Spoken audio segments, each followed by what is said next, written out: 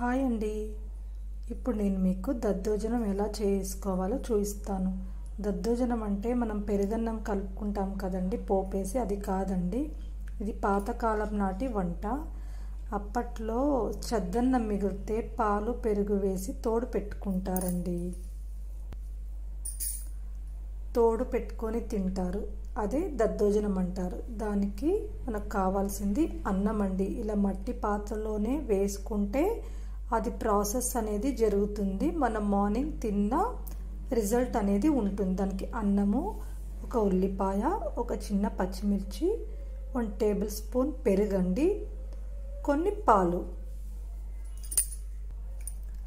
పెద్దవాళ్ళు పిల్లలు ఎవరైనా తినొచ్చండి. మార్నింగ్ తినాలి.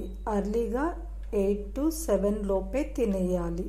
మీరు తినే ముందు సాల్ట్ వేసుకోవాలి. ఇప్పుడు ఈ అన్నంలో ఎలా వేసుకోవాలో చూపిస్తాను. 1 టేబుల్ స్పూన్ పెరుగండి,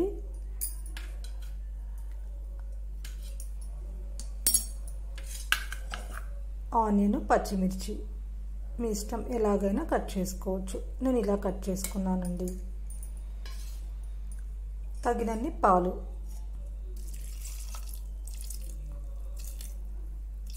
నాకు ఈ రైస్కి 1/2 గ్లాస్ రైస్ అండి.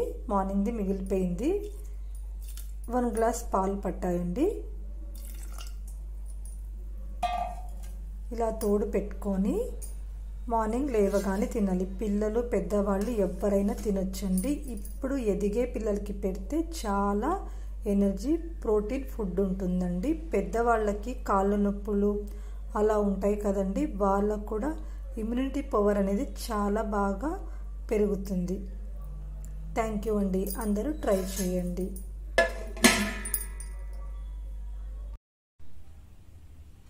చూడండి, మరుసటి రోజు ఉదయం ఇలా పెరుగు తోడవుతుందన్నమాట. మనం ఎర్లీ మార్నింగ్ 7 to 8 లోపు తినాలి. ఇప్పుడు కొద్దిగా మనం ఎంత తినాలనుకుంటామో రుచికి సరిపడా సాల్ట్ వేసుకొని ఇలా కలుపుకొని, చూడండి గట్టిగా ఉంది కదండి, తినేయాలండి.